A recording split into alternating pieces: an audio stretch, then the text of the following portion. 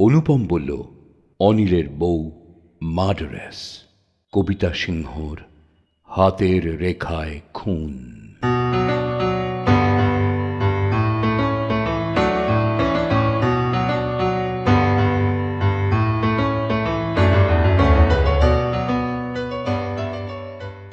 দার্জিলিংয়ে তখন ফুল সিজন চলছে। কাগজে পড়ছি তুল কালাম ভিড় দার্জিলিংয়ে। অনুপম হঠাৎ এসে বলে বসলো, চল অসিত, দার্জিলিং যাওয়া যাক। খেপেছিস? বুকিং টুকিং কিছু নেই, হোটেলে গেলে জায়গা পাবি। দেখি হাতটা দেখি। একটু পরে বলল, যাও একটা জুটে যাবে দেখিস। অতএব বাক্স বিছানা বেঁধে দার্জিলিং।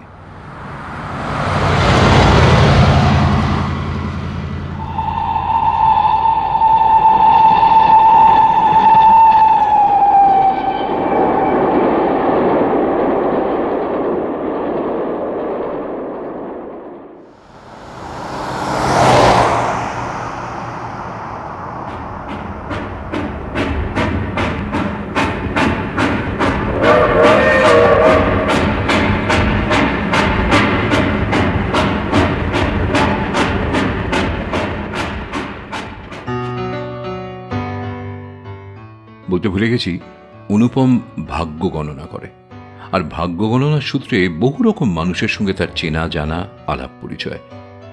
আর সত্যি কথা বলতে কি, যদিও জ্যোতিষশাস্ত্রে আমার তেমন বিশ্বাস নেই, কিন্তু অনুপমকে আমি দারুণ বিশ্বাস করি। যারা তাকে হাত দেখায় তাদের মতে অনুপম নাকি অসাধারণ ভবিষ্যৎ গণনা করতে পারে। এবারে দার্জিলিংয়ে গিয়ে যখন দৌড়ে দৌড়ে ঘুরেও কোনো হোটেলে জায়গা পাওয়া গেল না, তখন অনুপমকে কথা শোনাতে ছাড়লাম না। রে, খুব যে হাত দেখে বলেছিলি একটা কিছু জুটেই যাবে, ধর এই তোর হাত দেখা। আরে সে তো ঠাট্টা করছিল। হ্যাঁ, ঠাট্টা করছিলাম, কিন্তু এখন কোথায় যাই বলতো? যেমনি খিদে পেয়েছে তেমনি ঘুমও পেয়েছে রে বাবা। একান্ত যদি হোটেল নাই হয়, অন্তত হোটেলের গেটের বাইরে সুটকেস আর বেডিং রেখে আমরা দুজন ক্লান্ত হয়ে বসে পড়েছিলাম। হঠাৎই একজন স্যুট পরা ভদ্রলোক আমাদের দিকে এগিয়ে এসে অনুপমের দিকে তাকালেন। হ্যালো হ্যালো, অনুপম না? অনুপম লাফিয়ে উঠল, অনিল, অনিল চৌধুরী। আরে তুই এখন এখানে? দাঁড়া দাঁড়া দাঁড়া, হোটেলে জায়গা পাসনি তো? বেশ হয়েছে, থাক ঠান্ডায় বসে, সারা রাত বাইরে বসে জমে শক্ত হয়ে যায়। অনুপম এবার নিজের মেজাজ ফিরে পেয়েছে, হাসতে হাসতে বলল, তুই যখন এখানে আছিস তখন তো আর ভাববার কোনো ব্যাপার নয়, হোটেল খোঁজারও কোনো দরকারই নেই, কি বল? চল তোর আস্তানাতেই উঠব।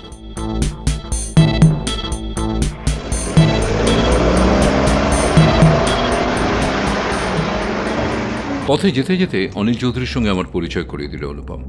পদস্থ সরকারি কর্মচারী, এই মুহূর্তে দার্জিলিংয়ে পোস্টেড। অনুপমের কলেজ জীবনের বন্ধু অনিল চৌধুরী। মনে হলো এককালে খুবই দহরম মহরম ছিল দুজনের। অনুপমকে দেখে দারুণ খুশি ভদ্রলোক। অবশ্য ভাউ হিসেবে আমাকে দেখেও খুব একটা অখুশি হননি।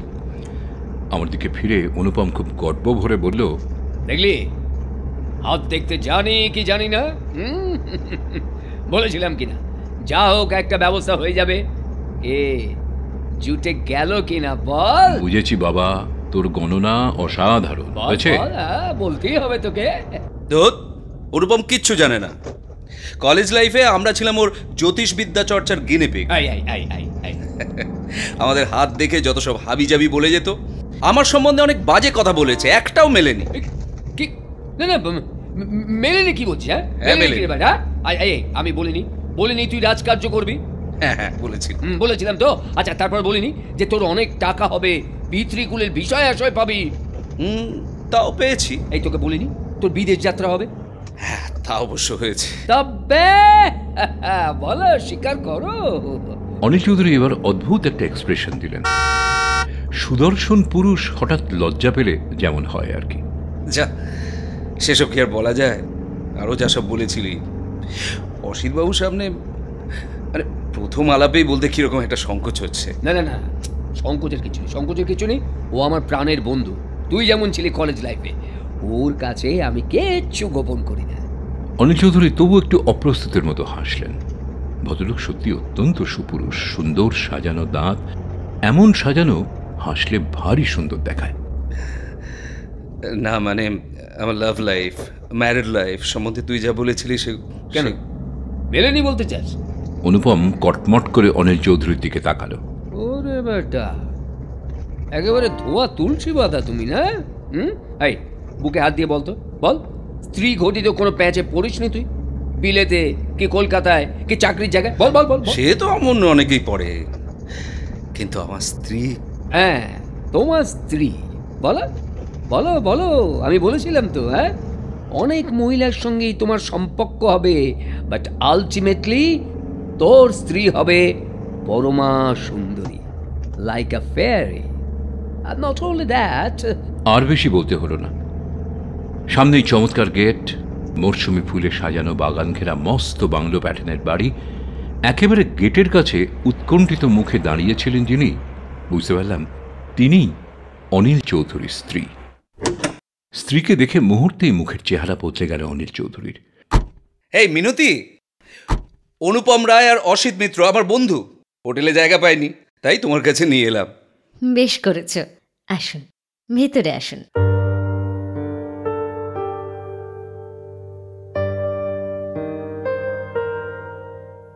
মিনতির মুখখানিতে লাবণ্যের আলো মাখানো, ভারী কোমল চেহারা, অথচ অদ্ভুত অভিজাত। হাতির দাঁতের মতো ফর্সা গায়ের রং, দাঁতগুলো তেমনি ঝকঝকে সাজানো। পাতলা দুটো ঠোঁটে অদ্ভুত হালকা গোলাপির ছোঁয়া।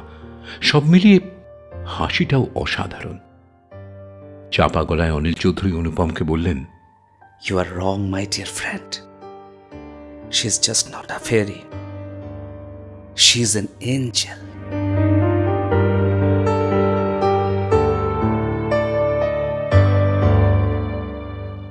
এঞ্জেল তো বটেই।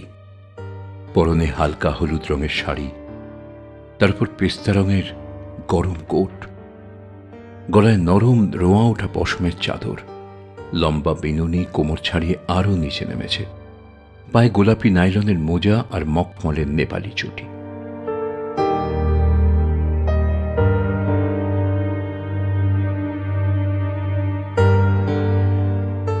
বাড়ির মধ্যে ঢুকে আমাদের আরো ভালো লাগলো।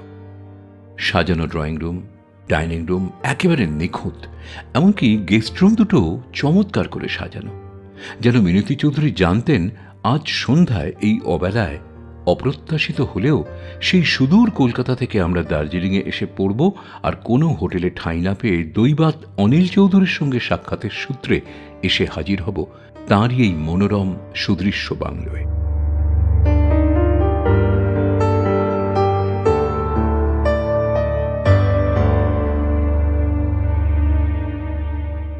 আমি আর অনুপম দুজনে মিলে একটা গেস্ট রুমে আশ্রয় নিলাম।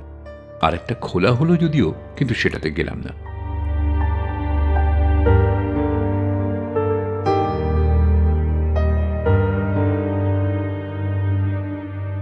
রাতে মিনতির রান্না করা অনবদ্য পোলাও আর সুস্বাদু মুরগির মাংস খেয়ে পরম তৃপ্তিতে আমরা তিনজন গিয়ে বসলাম ড্রয়িং রুমে। মিনতি আর ভেতরে এলেন না, দরজার কাছে দাঁড়িয়েই বললেন, এবার আপনাদের স্ট্যাগ পার্টি চলুক, আমি শুতে যাচ্ছি। শুভরাত্রি। শুভরাত্রি।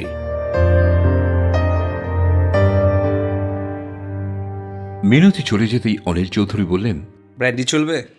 খাওয়ার পর সত্যি বেশ শীত শীত করছিল। অনুপম বলল, হোক না একটু মেডিকেটেড ডোজ। অনিল চৌধুরী উঠে গেলেন।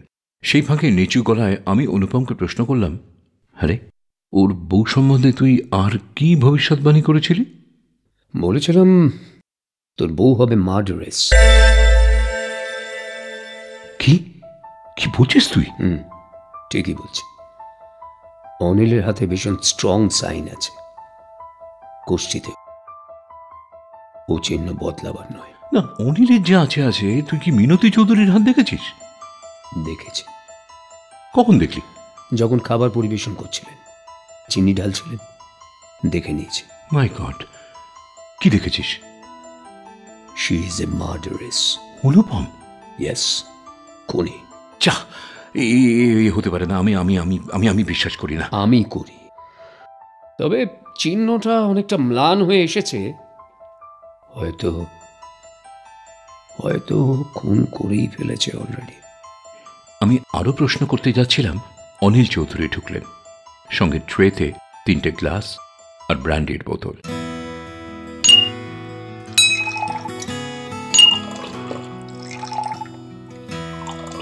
Cheers! Cheers! উল্লা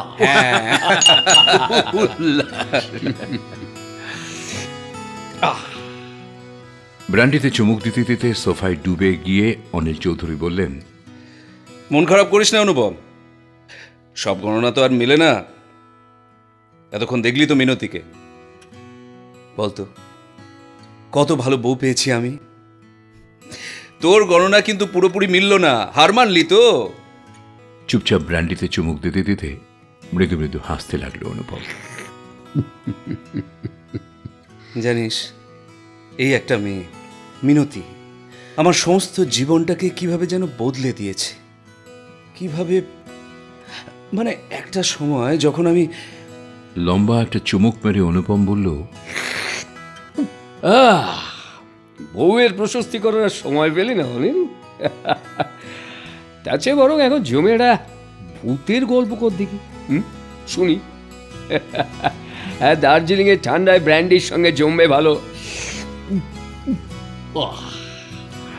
রে অজিত, আপত্তি আছে নাকি? না না, ভূতের গল্পে আপত্তি কিসের? আরে তাই তো করছি। সত্যি রে, ভূতটু তো আমি বিশ্বাস করতাম না, কিন্তু আজকাল করি। জানিস, মিনতির জীবনের সঙ্গে একটা অদ্ভুত অলৌকিক রহস্য জড়িয়ে আছে। সেই রহস্যের ঘটনাটাই সাপে বর হয়ে আমাদের দুজনের জীবনকে বদলে দিয়েছে অদ্ভুতভাবে। ঘটনাটা শুনলে তুইও, মানে তোরাও বুঝবি মিনতি কত ভালো। যেসব অতীন্দ্রিয় লোকের খবর আমরা জানি না, সেখান থেকেও মিনতির জন্য সাহায্য আসে। বলিস কি রে? অনুপম এবার সোজা হয়ে বসে একটা সিগারেট ধরিয়ে বলল, ও রিয়েলি? Sounds interesting. বল, একটু গুছিয়ে বল তো শুনি। হ্যাঁ বলুন বলুন অনিলবাবু। মিনতি ছিল বাপ মাহারা গরিব একটি মেয়ে, মামা বাড়িতে মানুষ। আমি তখন রাউরকেল্লায় পোস্টেড, সেন্ট্রাল গভর্নমেন্টের একটা মোটামুটি চাকরি করি। আমি যে ফ্ল্যাটে থাকতাম তার পাশের ফ্ল্যাটের একটি মেয়ের সঙ্গে তখন আমার পুরোদমে প্রেম চলছে। আমার প্রথম স্ত্রী রুচি ঘটনাটা সচক্ষে দেখে ফেলে, মানে আমার আর অতসীর প্রেম। মাঝরাতে নিজের বিছানা থেকে উঠে আমি পড়াশোনা ছুতো করে পাশের ঘরে যেতাম। অতসী দুটো ফ্ল্যাটের মাঝের দরজা খুলে আমার কাছে চলে আসত। ধরা পড়ার পর রুচির কাছে আমি ক্ষমা চাইতে বাধ্য হই, শপথ করি আর অমনটা হবে না। কিন্তু সত্যি কথা বলতে কি, আমি আমার প্রতিজ্ঞা রাখতে পারিনি।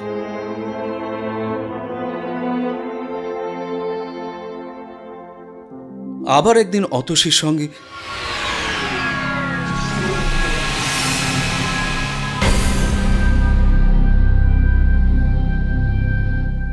সেদিন রাতেই রুচি গায়ে কেরোসিন ঢেলে আত্মহত্যা করল।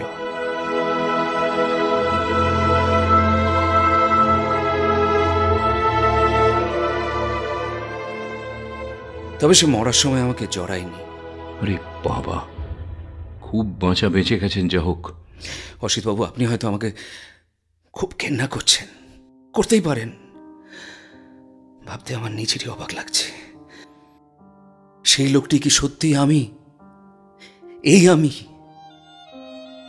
একদিন যে নোংরা কাজ আমি করেছি, আজ সেই কথাগুলো মুখে আনতেও আমার নিজেকে এত অসুচি মনে হচ্ছে, কি বলবো। এ সবই ওই মিনতির জন্য।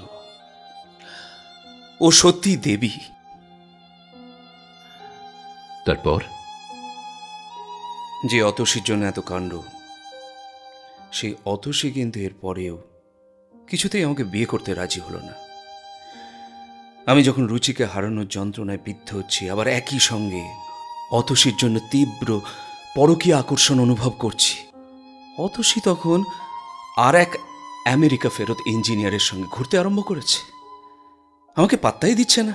কি কাণ্ড! এদিকে মাস ছয়েকের মধ্যে মা বাবা বৌদিরা আবার পেরাপিটি শুরু করলেন, বিয়ে করতে হবে। আমারও অনিচ্ছা ছিল না। তাছাড়া অতসীকেও তো একটা শিক্ষা দেওয়া হবে। ও দেখতে পাবে দাগি আর খুঁতো হওয়া সত্ত্বেও হচ্ছে, আমার বিয়ে হচ্ছে।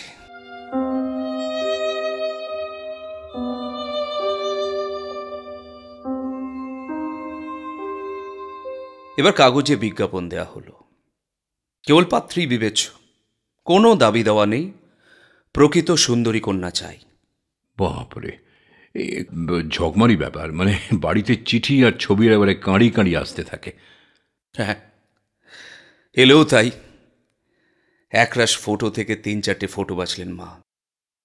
খোঁজ খবর নেওয়া হতে লাগলো। শেষ পর্যন্ত যাকে সবচেয়ে পছন্দ হলো মায়ের, খবর নিতে নিতে জানা গেল সে মিনতি রুচিরই মামাতো বোন। তাই নাকি?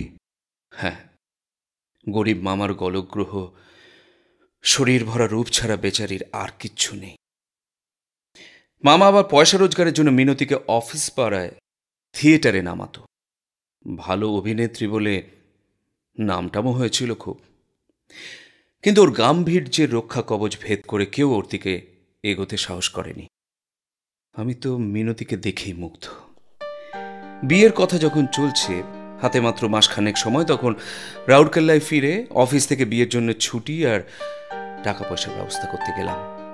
সেখানে গিয়ে শুনলাম অতসী সে ইঞ্জিনিয়ার ছোকরার কাছে ঘা খেয়েছে। বলিস কি? তারপর?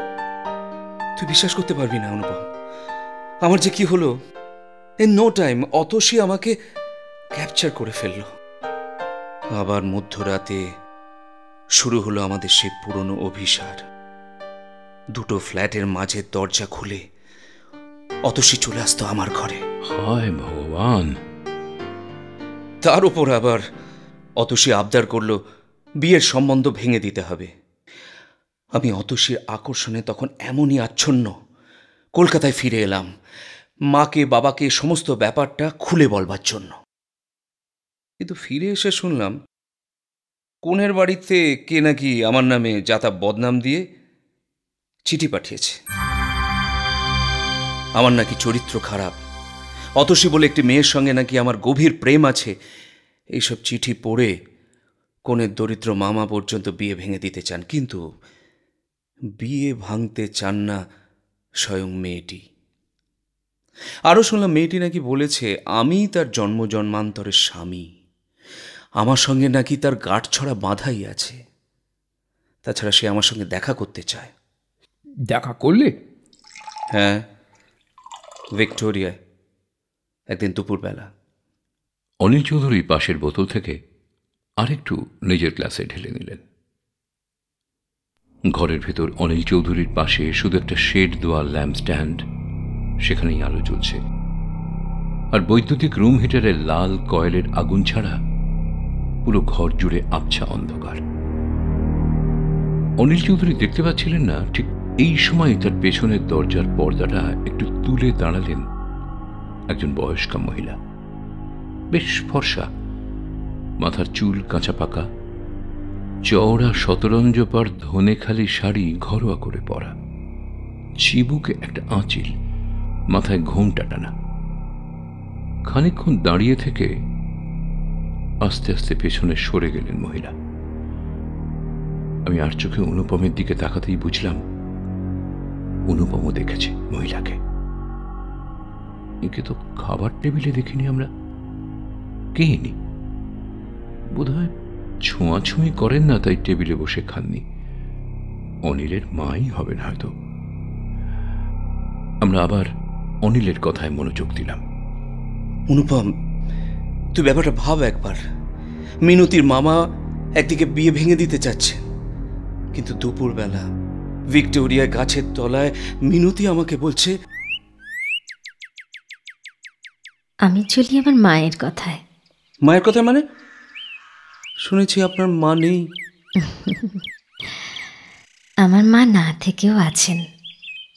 আমার বিপদে আপদে সবসময় এখনো মা ঠিক আসেন। আমার সব সমস্যার সমাধান করে দেন তিনি।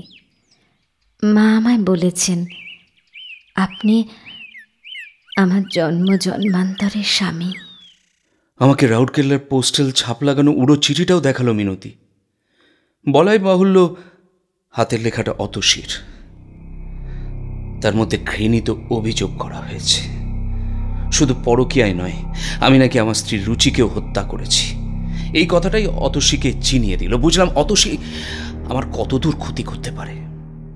মামা বলেছিলেন চিঠিটা পুলিশের হাতে তুলে দিতে। আমি মামাকে বারণ করলাম, বললাম ভদ্রলোক বিপদে পড়ে যাবেন শুধু শুধু।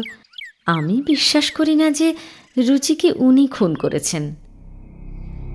বিশ্বাস করো অনুপম, আমি সব শোনার পর আর মিনতিকে বিয়ে না করে পারলাম না।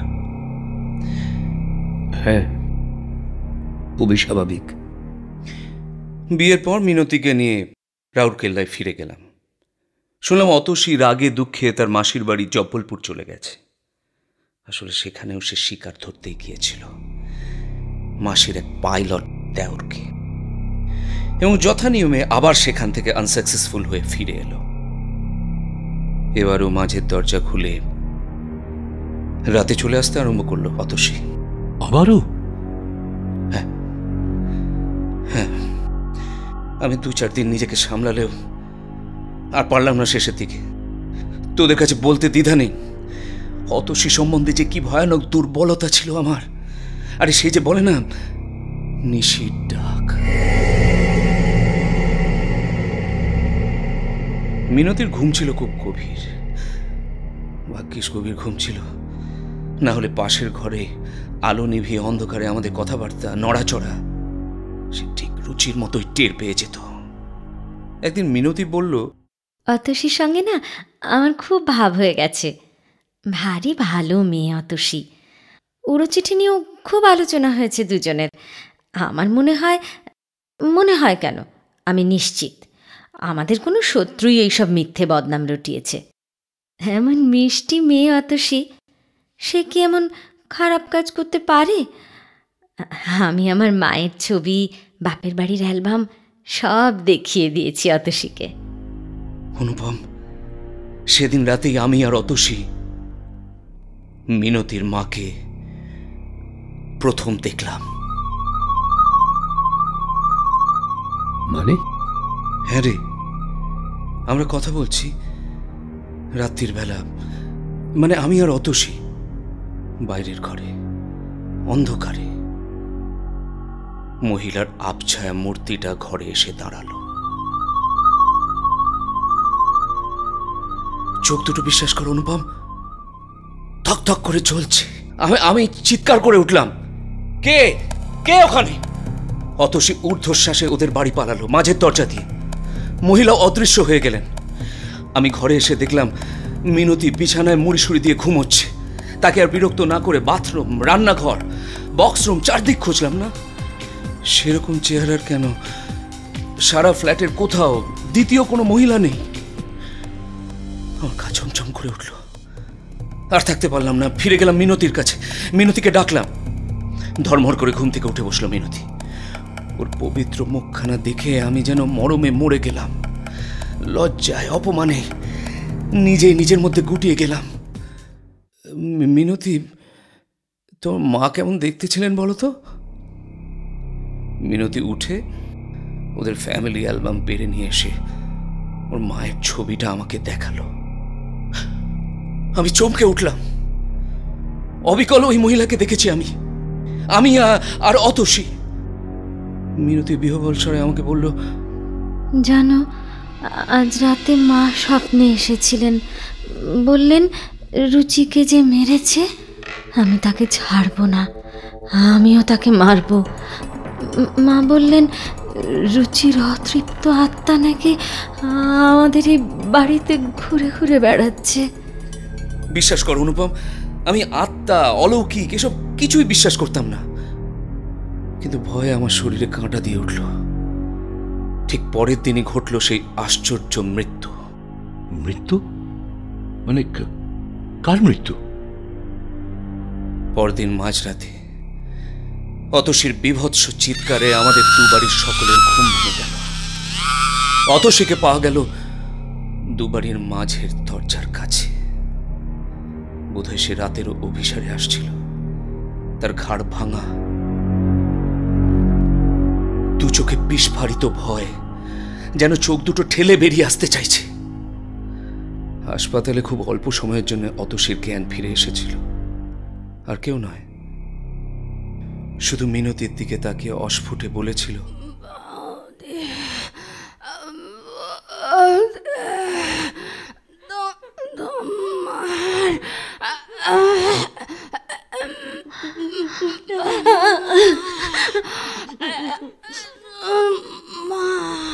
মিনতির এত নরম মন, ওই অতসীর জন্য কেঁদে কেঁদে চোখ ফুলিয়েছে কতদিন। তারপর আমরা বদলি হয়ে এলাম কলকাতায়। কলকাতায় এসে চাকরি বদল করে এই দার্জিলিংয়ে। এই যে দেখছিস বড় চাকরি, এই পরিবর্তিত জীবন, এ সবই ভাই আমার বউ ভাগ্যে, মিনতির ভাগ্যে। এক মিনিট অনিল, তোর বইয়ের মায়ের চেহারাটা ঠিক কেমন ছিল বলতো? হ্যাঁ, ওই কাঁচা পাকা চুল, চিবুকে একটা আঁচিল, আর মুখের আদল খানিকটা মিনতির মতোই। যখন দেখা যায় তখন পরনে থাকে শতরঞ্জ পার শাড়ি, সাধারণভাবে পরা। অতসীর মৃত্যুর পর 1 বছর চলে গেছে। এখনো তাকে দেখা যায়, বাট রেয়ারলি। আমাদের এই দার্জিলিং এর বাড়িতেও দেখেছি। অনুপম লাফিয়ে উঠে বলল, অনিল, মিনতির মায়ের কোনো ছবি দেখাতে পারিস আমাকে? কেন পারবো না, অ্যালবামেই তো আছে। কোথায় অ্যালবাম? দেখা আমায়। কফি টেবিলের তলার তাকে কোচ করা অ্যালবাম থেকে একটা পুরনো অ্যালবাম বেছে নিয়ে তার একটা পাতা খুলে ধরলেন অনিল চৌধুরী। এই তো।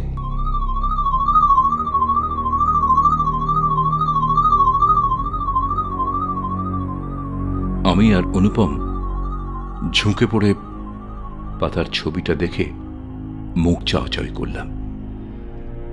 একটু আগে এই মহিলাকেই আমরা দুজনে দেখেছি। হঠাৎই অনুপম অনিল চৌধুরীকে বলল, তোর বইয়ের কুষ্টি করা আছে? না।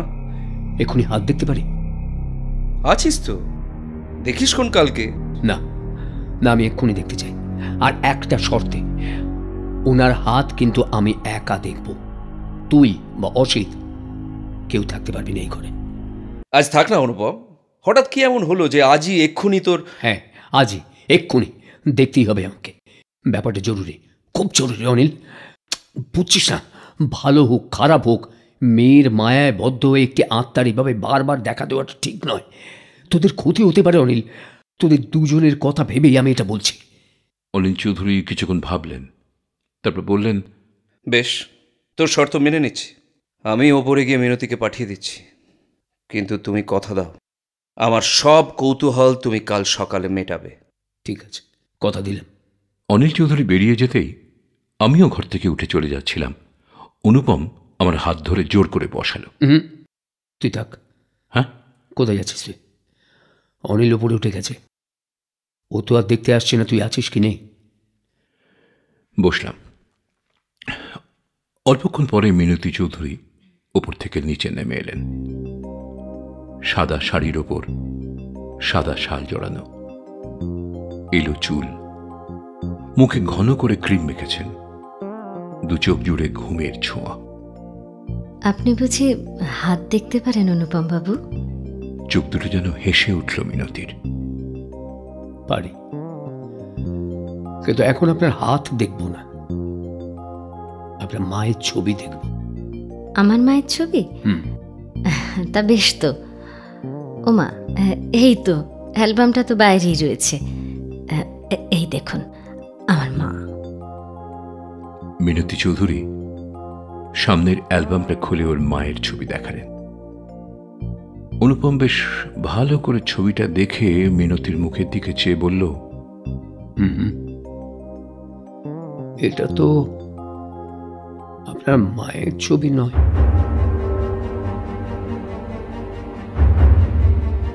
এই একটা কথার সঙ্গে সঙ্গে মিনতির মুখটা কিরকম ফ্যাকাশে হয়ে গেল। মানে খুব সোজা, আপনার সঙ্গে আপনার মায়ের মুখের সাদৃশ্য থাকতে পারে, কিন্তু আপনার হাতের যেখানে কাটা দাগ, আপনার মায়েরও ঠিক সেখানেই কাটা দাগ থাকে কি করে? আমি এবার ছবির দিকে চোখ নামিয়ে দেখলাম, আশ্চর্য, মিনতি চৌধুরীর ডান হাতের কনুয়ের কাছে যে দাগটা জ্বলজ্বল করছে, সেই একই দাগ ওর মায়ের ছবির কনুইতেও রয়েছে। আঠা দিয়ে সাঁটার ছবিটা হঠাৎ চচ্চর করে ছিঁড়ে ফেলল অনুপম।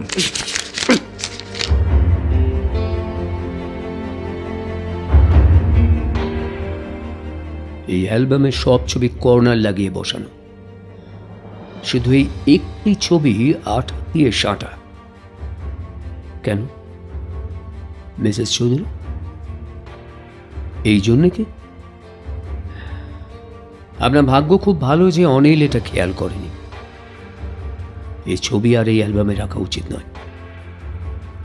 ছবির উল্টো পিঠে দেখলাম আবছা অক্ষরের ছেঁড়া ছেঁড়া কাগজের আঁশ থেকে যেটুকু উদ্ধার করা গেল তাতে লেখা, স্নেহময়ীর রূপসজ্জায় মিনতি রায়। আপনি যে এককালে অ্যামেচার থিয়েটার অভিনয় করতেন মিসেস চৌধুরী, সে আমি শুনেছি অনিলের কাছে। যে জন্যে মায়ের রূপসজ্জা, সে কাজ তো হয়ে গেছে। এখন আর কেন? তাছাড়া আপনার মা মারা গেছেন আপনার অল্প বয়সে। তখন কি তার পাকা চুল আর বয়স্ক চেহারা হয়েছিল? মিনতি চৌধুরী মুখ নামিয়ে নিলেন। না, শুধু ওই ছবিটা নয়, ওই শাড়ি, পরচুলা, এই আঁচিলটা পর্যন্ত নষ্ট করে ফেলতে হবে। আর রেস্ট নেওয়া উচিত নয়।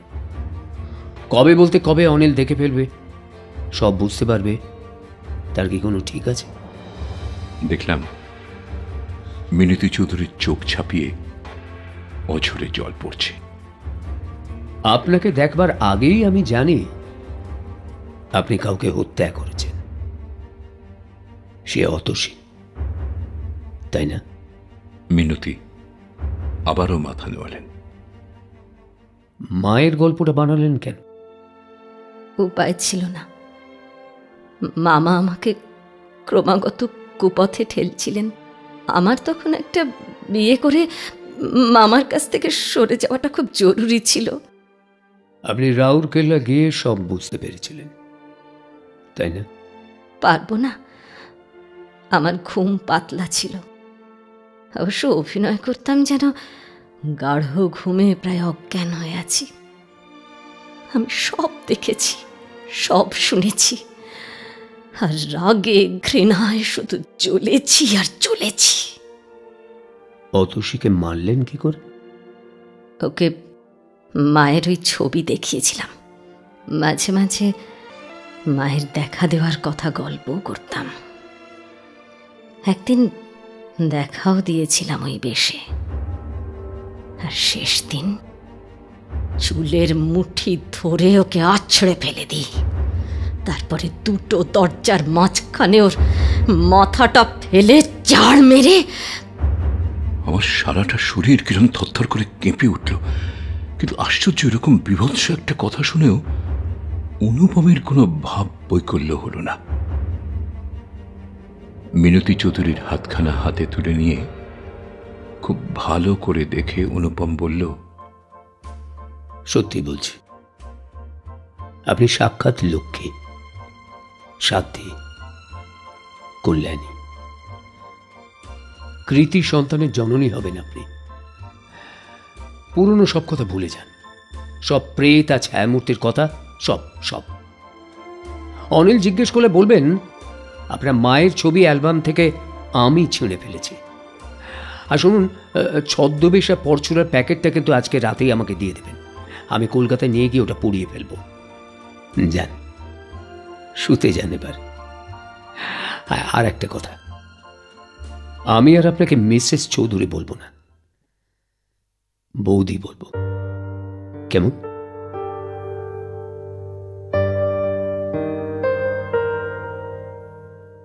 এতক্ষণে মিষ্টি একটা হাসি ফুটল মিনতি চৌধুরীর মুখে।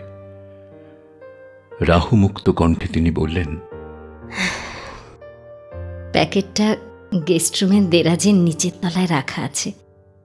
আজকের রূপসজ্জার পর তাড়াহুড়োয় আর বেশি দূর সরিয়ে রাখতে পারেনি। আমাদের নমস্কার করে ঘর থেকে উঠে বেরিয়ে গেলেন মিনতি চৌধুরী। কি বুঝলি অসিত?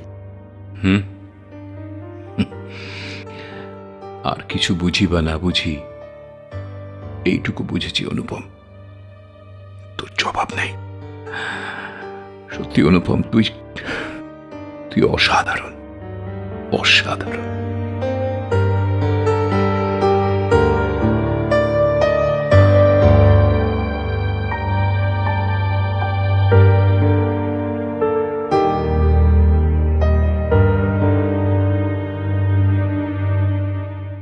রহস্য হোক বা রোমাঞ্চই হোক, পরিণতিতে যদি দেখি সবার ওপরে মানবিক মূল্যবোধ বড় হয়ে দেখা দিল, মনটা ভরে যায়, তাই না বলো?